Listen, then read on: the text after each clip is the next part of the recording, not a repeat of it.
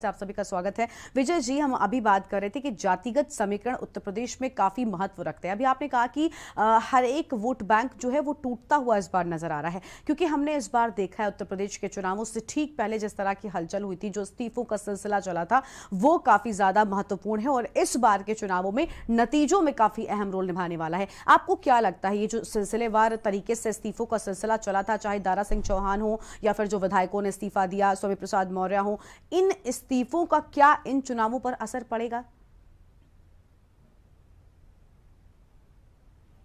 नहीं, आपने सही कहा। जब मंत्री भाजपा के तीन मंत्री एक साथ टूटे तो उसमें थोड़ी हलचल भाजपा में जरूर रही, लेकिन उसके बाद स्थितियां भाजपा ने संभाली है और भाजपा में भी तमाम लोग टूट का है। तो चुनाव के समय ऐसी स्थिति हमेशा होती है और कोई बहुत महत्वपूर्ण नहीं है। स्वामी प्रसाद मौर्य का खुद उनके अपने जिले रायबरेली में कोई प्रभाव नहीं है। वो जाकर के अपने कुशवाहा मौर्य बाहुली सीट से लड़ते हैं, लेकिन पटना से डर के मारे भाग गया। आरपीएन सिंह के आने के बाद वो चक्राता फाजिल नगर से चले गए।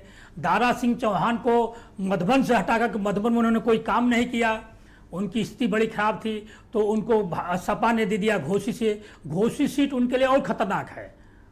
चौहान वोट बैंक के हिसाब से मधुबन और घोसी दोनों सीटें अगल बगल हैं और भाजपा ने पिछली बार दोनों चौहान दिया था। एक तरफ घोसी से थे आपके फागू चौहान और मधुबन से दारा सिंह। मधुबन सबसे सुरक्षित सीट थी, तब वहाँ से चले गए। अब वहाँ से फागू चौहान का लड़का रामविलास चुनाव लड़ रहा है, तो स्पष्ट है कि वहाँ पर दारा सिंह चौहान की स्थिति बहुत अच्छी नहीं है। यही हालत आपके स्वामी प्रसाद मौर्य की। सैनी हर बार तीसरी बार दल बदल किए हैं, तो दल बदल करने वालों का कोई प्रभाव नहीं, अपनी सीट पर भी बहुत प्रभाव नहीं पड़ता, तो अलग बगल क्या पड़ेगा ये अंतर नहीं है।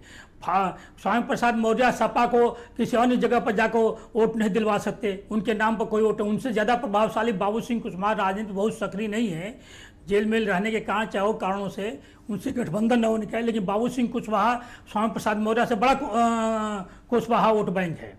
लेकिन अन्य जातियों का समीकरण जो मैं बता रहा था, अति पिछड़ा अति दलित में, वो अब भी भाजपा के पक्ष में है। यादव छोड़ के जितने पिछड़े वर्ग के लोग हैं उत्तर प्रदेश में, हालात ये हैं कि ज्यादातर 70 से 80% भाजपा के ही पक्ष में हैं लोग। और इसी प्रकार से दलित वर्ग में अति पिछड़े दलित, जैसे पासी और जाटो चमार छोड़ के पासी और धोबी वहाँ और जितनी छोटी छोटी जातियां हैं अति दलित की, वो ज़्यादातर भाजपा के साथ में है। ये भी सही है। जाति गठबंधन के साथ में भाजपा के कुछ काम भी दिखलाई दे रहे हैं। जितना देखिए अभी जो ये जो चला है नकाब की या की बात, अभी जो हंगामा चल रहा, इसके पीछे के बहुत बड़ी सोची समझी रणनीति है। मुस्लिम महिलाओं के लिए मोदी सरकार ने जो काम किया था 3 तलाक का, उसे और मकान देने का, राशन देने का, उससे सबसे बहुत ज़्यादा प्रभावित मुस्लिम महिलाएं और दलित महिलाएं हुई हैं। जिन तलाक की घटनाएं कम हुई हैं, तलाक देकर जिन मुस्लिम महिलाओं को बाहर निकाल दिया जाता था, वो अब मकान की मालिक हो गई, उनको निकाल नहीं सकते, पुरुष उनके लिए साथ रहने को मजबूर हो गए हैं। तो इससे जो प्रभावित होकर मुस्लिम महिलाएं भाजपा की तरफ आकर्षित हो रहे हैं, उनको रोकने के लिए, उनका दिमाग डाइवर्ट करने के लिए ये नकाब की बात चलाई गई है कि थोड़ा सा उससे समीकरण बदल जाए, सोचने को मजबूर हो जाए। और धार्मिक रूप से आदमी एक बार धार्मिक रूप से ज़्यादा असहिष्णु होता है। तो ये भी कई घटनाएं, तो घटनाक्रम और जाति समीकरण भाजपा अब भी अपने पक्ष में संभाले हुई है। बिल्कुल, यानी आपको लगता है बात मैं लगातार कर रहा हूं कि चुनाव हारने के बाद यानी विजय जी, आपको यही लगता है कि इस बार भी जो भारतीय जनता पार्टी ने वो समीकरणों को दुरुस्त कर रखा है? खैर, ये तो आने वाला वक्त बताएगा। लेकिन विजय जी, मेरा अगला सवाल ये कि आज हम देख रहे हैं एक और जहां दूसरे चरण का जो रण है वो जारी है, तो वहीं तीसरे चरण को लेकर धुआंधार प्रचार प्रसार भी काफी तेजी से चल रहा है। सेंट्रल यूपी को साधने की जो कोशिश है वो लगातार की जा रही है, क्योंकि पहले दूसरे चरणों पर जब राजनीतिक विश्लेषज्ञों की हम राय लेते हैं तो वो थोड़ा अलग बात कहते हुए नजर आते हैं आपसे। लेकिन आपको क्या लगता है कि क्या जो तीसरे चरण में में जिस बेल्ट में चुनाव होना है, क्योंकि दिग्गज खुद प्रधानमंत्री मोदी हो गए, मुख्यमंत्री योगी आदित्यनाथ हो गए, हमीरपुर के मौदाहा में आज प्रियंका पहुंची हुई हैं और मैनपुरी में आज अखिलेश यादव जो है वो दो जगहों पर जनसभाएं कर रहे हैं। क्या लगता है कि इस तरह से जब दिग्गज खुद चुनावी मैदान में हैं और खुद पूरी कोशिश कर रहे हैं, तो इस बार किस तरह के नतीजे और किस तरह के समीकरण सेंट्रल यूपी में बनते हुए नजर आएंगे? देखिए, दूसरा चरण जो आज मतदान हो रहा है उसमें भाजपा पिछली बार भी थोड़ा सा कमजोर थी, लेकिन जो तीसरे चरण से भाजपा इसलिए अब मोदी भी उतरे हैं और सभी दल के जिगर जुटे हैं कि भाजपा की बढ़त यहाँ से थोड़ी सी बढ़ती है। तीसरे सेंटर से आप देखिए बुंदेलखंड बिल्कुल बीजेपी स्वीप कर गई थी पिछली बार, तो कम बेसी की लड़ाई तो हम अब भी मानते हैं कि 2020 का है। सपा भी कमजोर नहीं लड़ रही है, क्योंकि एक वर्ग जो है भाजपा से जो नाराज वर्ग है वो एकजुट होकर के वो जानता है कि कांग्रेस से बात नहीं बनने वाली है, बसपा से बात नहीं बने तो सपा की तरफ जा रहा है। तो ये जो फ्लोटिंग वोट है ये बहुत कारगर भूमिका निभाता है। ऐसी स्थिति में जब अब तीसरा चौथा चरण पांचवा चरण जैसे जैसे बढ़ता जाएगा, प्रचार भी बढ़ेगा, क्योंकि गर्मी अब बढ़ रही है तो प्रचार के ज़्यादा तर्क मिलेंगे। लेकिन अब भी जो हमें लगता है कि जो सबसे बड़ा दल होगा उस बड़ा दल के रूप में हो जाएगा, तो 20+10-20 इससे ज्यादा का अंतर बहुत मुझे लग रहा है कि अभी नहीं है। 210-220 के बीच में जिसकी होगी उसकी सरकार बन जाएगी। बहुत ज्यादा पिछली बार की तरह से 312 और 315 हमें तो नहीं, उसका अंदाजा नहीं लगता कि, लेकिन इसके बाद की 325 में से भाजपा 100 भी हारती है तो भी उसके लिए एक इस्तिहार है। और हारना, देखिए इसमें कई घटनाएं हैं। सरकार 5 साल से जिस तरह से चली उत्तर प्रदेश में, हाँ ये है कि योगी जैसा जितना कठोर निर्णय लिया दूसरा कोई मुख्यमंत्री भाजपा कोई नेता नहीं ले सकता, लेकिन यह उनकी उग्रता भी उन्हीं की पार्टी के लिए महंगी पड़ी। आज जो भाजपा को तमाम समस्याओं को झेलना पड़ रहा है, जैसे विधायकों से योगी मिलते नहीं थे, विधायकों की नाराजगी, विधायकों की दरोगा भी नहीं सुनता था, अफसरशाही का हावी हो जाना, ये सारी समस्याएं जो हैं, चूंकि जनता भाजपा विधायकों से नाराज हैं तो इससे सारी समस्याएं भी योगी सरकार की ही देन है। लेकिन अब मंत्रियों से न मिलना, मंत्रियों में एका का भाव न होना, ये तमाम घटनाएं, तो इसमें सुधार करना पड़ेगा भाजपा को भी, योगी को भी और नेतृत्व को भी। बिल्कुल, यानी विजय जी आपका कहना है कि भले ही समीकरणों को साध रखा हो भारतीय जनता पार्टी, लेकिन कहीं ना कहीं जनता में थोड़ी बहुत नाराजगी भी है, क्योंकि जिस तरह से पूरा वक्त नहीं दिया जा सकता है उसके चलते जनता यहां पर नाराज नजर आती है। हमारे साथ में पीएन द्विवेदी जी भी जुड़ चुके हैं, वरिष्ठ पत्रकार हैं, उनका भी बहुत बहुत स्वागत है हमारे इस खास कार्यक्रम में। पीएन जी, आपसे ही मेरा अगला सवाल है कि अभी हम विजय जी से बात कर रहे थे, वहां पर उन्होंने कहा कि तीसरे चरण से भारतीय जनता पार्टी को मजबूती मिलती है, लेकिन अगर आज की बात करें, फिलहाल दूसरे चरण में जो मतदान हो रहा है, अगर इस बेल्ट की हम बात करें तो यहां पर अगर मुस्लिम वोट बैंक को हटा दें तो आज का जो वोट बैंक बनता है वो मायावती की पार्टी का ज्यादा नजर आता है। तो क्या लगता है कि क्या भारतीय जनता पार्टी जानती थी कि तीसरे चरण से ही हमें मजबूती मिलेगी, इसी वजह से आज तीसरे चरण के धुआंधार प्रचार प्रसार के लिए खुद पीएम तक चुनावी रण में उतरे हुए हैं? सही कहा आपने। देखिए, दूसरे चरण में जो 55 सीटें हैं, ये रुहेलखंड की सीटें हैं, इनमें लगभग 48 सीटें जो है मुस्लिम बाहुल्य हैं, और वैसे लगभग सभी सीटों पर मुस्लिम मतदाता अधिक हैं, लेकिन 48 सीटों पर उनका मुस्लिम वर्ग का अधिक मत है। और ये भाजपा पहले भी जानती है, क्योंकि 2017 के चुनाव में जब मोदी का बहुत बड़ा एक तरह से मोदी मैजिक चल रहा था और 325 सीटों पर 2017 में 312 भाजपा का और 9 उनके सहयोगी पार्टी अपना दल का और 4 जो उस समय सुभाषपा इनके साथ थी, उनके 325 सीटें जीती थी। उस समय इस दूसरे चरण के 55 सीटों में 38 सीटें ही भाजपा की थी और 15 सीट सपा के पास था, और उस समय कांग्रेस से गठबंधन था सपा का, तो 2 सीट सपा कांग्रेस को भी मिला था। जबकि पहले फेज में 58 में 53 भाजपा के पास था और यहाँ 55 में मात्र 38 था। तो ये दूसरा फेज जो होता है ये रुहेलखंड का, ये मुस्लिम डोमिनेटेड एरिया है। यहाँ पर भाजपा को पहले भी कम मिलता था।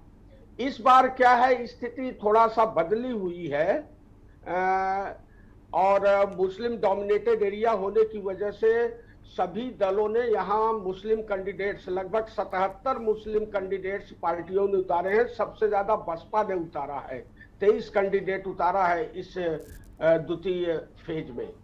तो बसपा भी यहाँ लड़ रही है, लेकिन जहां बसपा के कैंडिडेट कमजोर हो रहे हैं, बसपा का इशारा भी है और बसपा के मतदाता भी भाजपा को वोट दे रहे हैं, ये बहुत बड़ी बात है।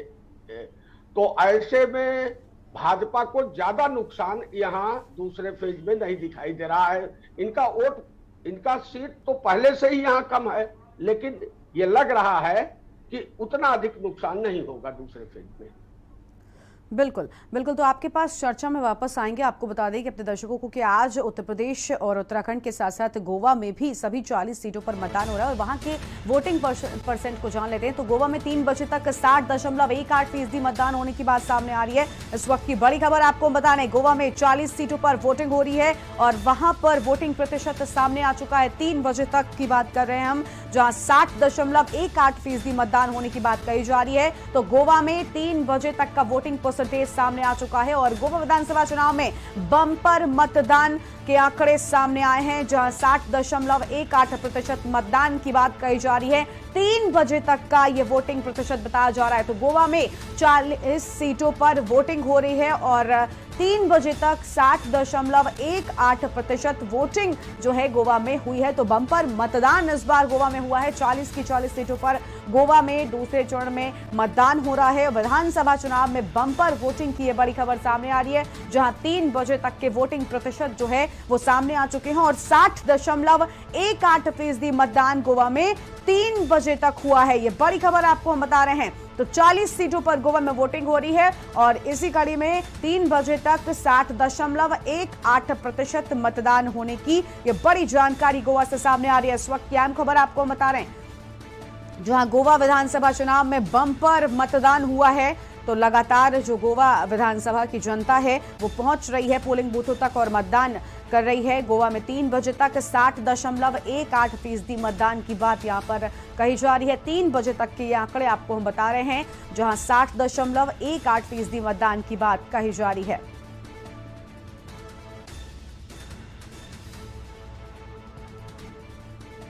तो गोवा विधानसभा चुनाव में बम्पर वोटिंग की बात सामने आ रही है। 60.18% वोटिंग 3 बजे तक हो गई है और आपको बता दें कि आज हम लगातार चर्चा कर रहे हैं उत्तर प्रदेश और उत्तराखंड के दूसरे चरण में होने वाले मतदान को लेकर। इसी कड़ी में हमारे साथ हमारे वरिष्ठ पत्रकार विजय जी भी लगातार बने हुए हैं। विजय जी के पास चलेंगे। विजय जी, अभी जब आपसे मैंने सवाल किया तो आप कह रहे थे कि भारतीय जनता पार्टी जो है वो समीकरणों को पूरी तरह से साधे हुए है और अभी भी जो जनता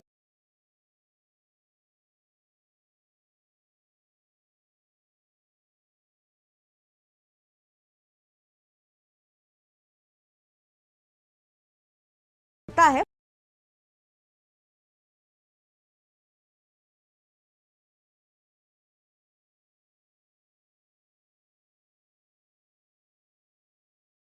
पार्टी ये कहती है कि जो राम को लाए हैं, लेकिन असल में ऐसा नहीं है। राम उनको लाए हैं, क्योंकि हमने देखा था कि राम के नाम पर यह चुनाव लड़ा गया था, लेकिन 22 में ऐसा कुछ भी नजर नहीं आ रहा। अब वो भी खत्म हो गया और हिंदू मुस्लिम भी अब लगभग खत्म होता हुआ नजर आ रहा है, क्योंकि अब जनता समझदार हो गई है। क्या लगता है इस चुनाव में जीत किस आधार पर, अगर भारतीय जनता पार्टी को मिलती है तो किस आधार पर मिलेगी?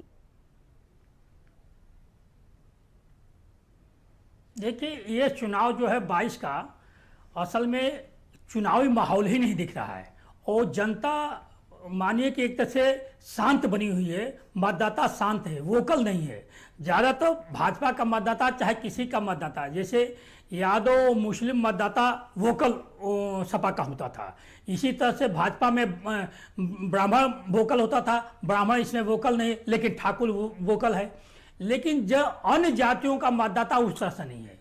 लेकिन यह बात है कि कुछ कार्यक्रम भाजपा के जो है वो आम गरीब वर्ग को लुभा रहे हैं, जैसे कि महिलाओं के लिए जो मकान दिए गए जो राशन दिया गया, किसानों को जो सब्सिडी दी जा रही है या किसान सम्मान निधि दी जा रही है, और इसके साथ अन्य जो सामाजिक कल्याण की कुछ योजनाएं हैं वो दे रहे। विकास के नाम पर तो मैं मानता हूं कि कहने के लिए चाहे कुछ भी कह दे, चाहे भाजपा का दे, सपा का कोई बात नहीं है।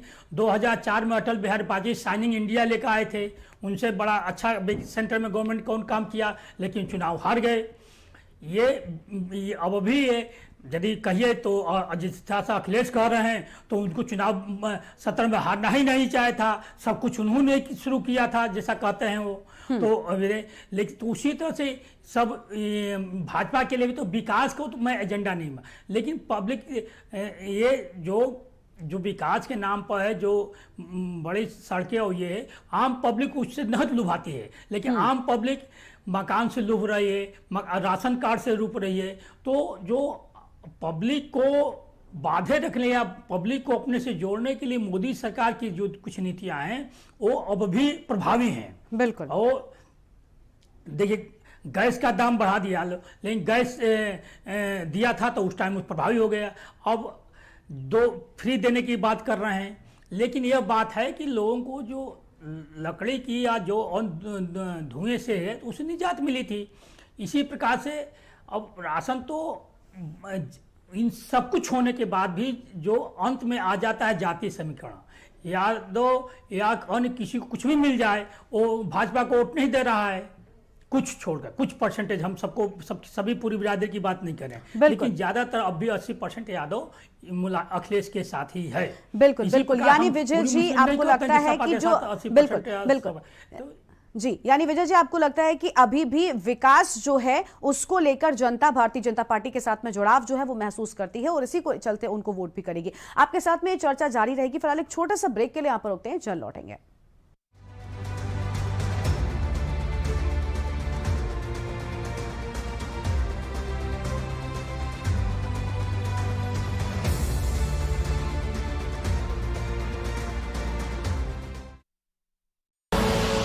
आप देख रहे हैं के न्यूज, खबरों का सारथी।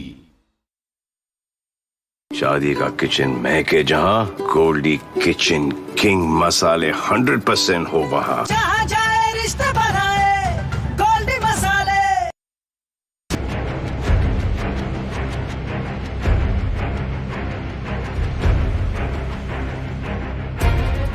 खुदी को आजमाया है तो ये अंदाज आया है, खुदी को आजमाया है तो ये अंदाज आया है। तुम में भी मैं हूं, शुद्ध प्लस पान मसाला।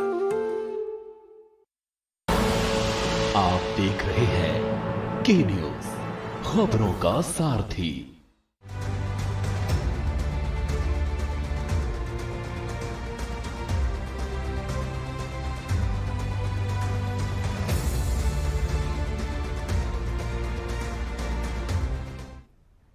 ब्रेक के बाद आप सभी का स्वागत है। और यूपी केरल में दूसरे चरण का मतदान जारी है और इस बीच बड़ी जानकारी सामने आ रही है। यूपी में दूसरे चरण का मतदान जारी और 3 बजे तक के मतदान प्रतिशत सामने आ चुके हैं। ये बड़ी खबर आपको बता दें, जहां पर दूसरे चरण में 3 बजे तक 51.93% मतदान होने की बात कही जा रही है। सहारनपुर में 56.70% मतदान की बात सामने आ रही है। ये बड़ी जानकारी आपको हम बता रहे हैं। उत्तर प्रदेश में 3 बजे तक के आंकड़े सामने आ चुके हैं। बिजनौर में 51.79% मतदान हुआ है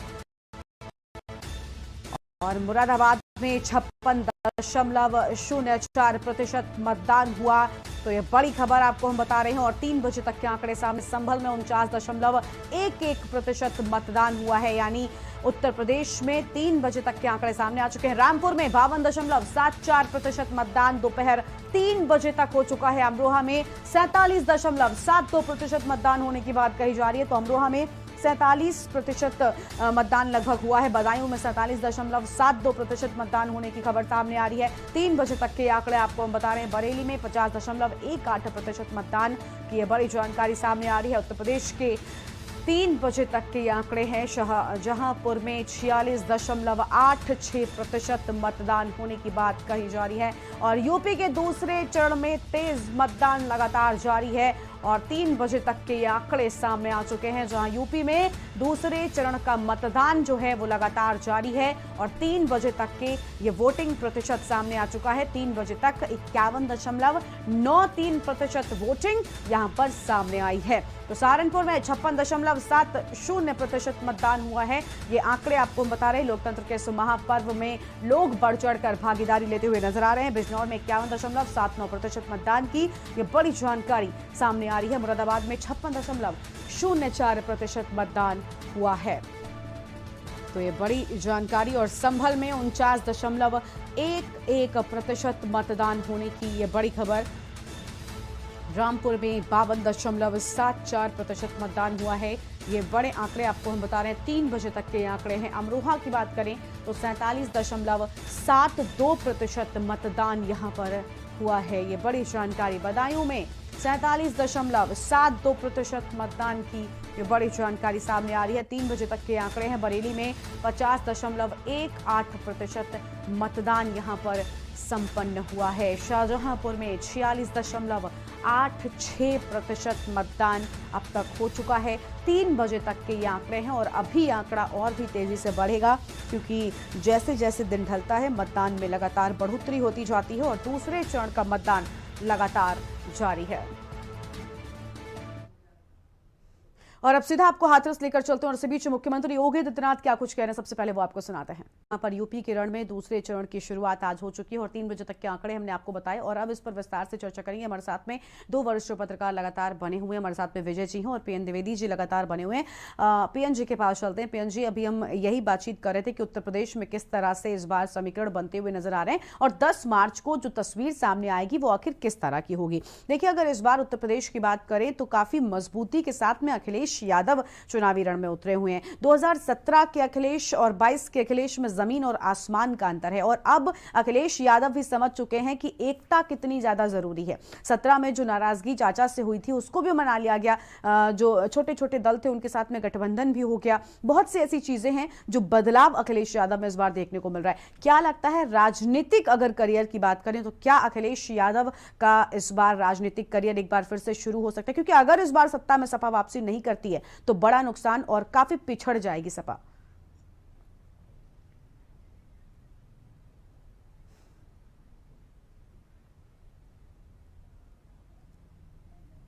पीएनजी, क्या आप तक हमारी आवाज पहुंच रही है?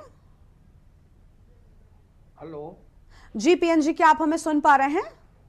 हाँ बोलिए। जी पीएनजी, मेरा सवाल यही था कि 2017 में जब चुनाव हुआ था तो अखिलेश यादव दूसरे रूप में नजर आते थे, लेकिन अब जब 22 का रण हो रहा है तो यहां पर अखिलेश यादव परिपक्वता के साथ में चुनावी मैदान में उतरे हैं। काफी बदलाव उनमें आया है। वो समझ चुके हैं कि पारिवारिक एकता, राजनीतिक एकता कितनी जरूरी है उत्तर प्रदेश की सत्ता में वापसी के लिए। क्या लगता है, इस बार राजनीतिक करियर समाजवादी पार्टी के जो मुखिया अखिलेश यादव उनका सुधरेगा या और ज्यादा पीछे चला जाएगा?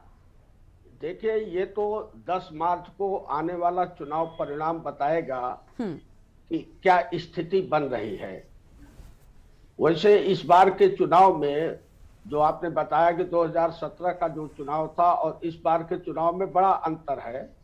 2022 का चुनाव आमने सामने टक्कर है। एक तरफ भाजपा है, दूसरी तरफ समाजवादी पार्टी का गठबंधन है।